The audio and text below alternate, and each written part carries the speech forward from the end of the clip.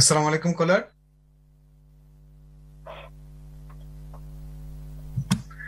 উস্তাদ, চমৎকার কিছু ইমেল এসেছে, আমি একটা ইমেল জি। অ্যাড্রেস করি কুইক। বোন জানতে চেয়েছেন, বাঙালি কালচার আমার মাকে শিখিয়েছে ফ্রি মিক্সিং করা, তার সব রকম পুরুষ রিলেটিভদের সঙ্গে। আবার আবার আমাদের প্রফেট সাল্লাল্লাহু আলাইহি ওয়াসাল্লাম বলেছেন, brother in law like death, please advise. Bangali culture মা যেটা ফলো করছেন এটা দিন না, এটা হলো কালচার। এবং এই কালচার থেকে আমরা গ্রাজুয়ালি বের হয়ে আসতে হবে। আমরা অনেকেই বের হতে পারি নাই, হয়তো আমি নিজেও নিজের ফ্যামিলিতে ফুললি হয়তো বের হতে পারি নাই, কিন্তু এটা আমাদের দৈন্যতা, এটা আমাদের সীমাবদ্ধতা, এটা আমাদের কসুরি।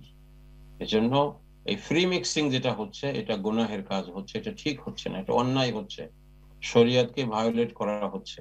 এজন্য বেঙ্গলি কালচার অনুযায়ী মা যদি এভাবে ফ্রি মিক্সিং করেন তাহলে ঠিক হচ্ছে না। আমি জানি না, হয়তোবা সিস্টার ফ্রি মিক্সিং এর মানে টার্মটা ইউজ করেছেন, কিন্তু অন্তত পক্ষে আমার অনুরোধ যেটা, হ্যাঁ, যদি এমনও হয় যে কালচারের কারণে ফুল পর্দা করা যাচ্ছে না, তারপরেও যেন মা যেন শালীন থাকেন, মা যেন রিজনেবল জামা কাপড় পরে থাকেন, মা যেন তিনি ঘোমটা পরা থাকেন, তিনি যেন হেজাব করা থাকেন।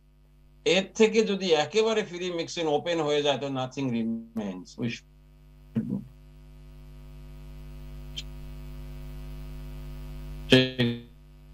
গুনাহের কাজ হয়ে যাবে। হ্যাঁ, কে পরে আছেন, শুধু মুখটা হয়তো খোলা আছে, তাও যখন যতটুকুন প্রয়োজন এতটুকুন করা উচিত।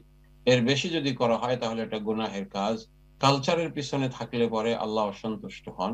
এবং আমরা অনেকেই কালচারের পিছনে আছি, এমনকি অনেক আলেম ওলামার ফ্যামিলিও এরকম পরিপূর্ণ পর্দা আমাদের ফ্যামিলি গুলোতে নেই। আল্লাহ আমাদেরকে হেদায়েত করুক। আসলে স্ট্যান্ডার্ড হলো রাসূলুল্লাহ সাল্লাল্লাহু আলাইহি ওয়াসাল্লাম যেটা বলেছেন, যেটা করেছেন, স্ট্যান্ডার্ড এটা আমাদেরকে অ্যাচিভ করতে হবে ইনশাআল্লাহ বিইজনিল্লাহ।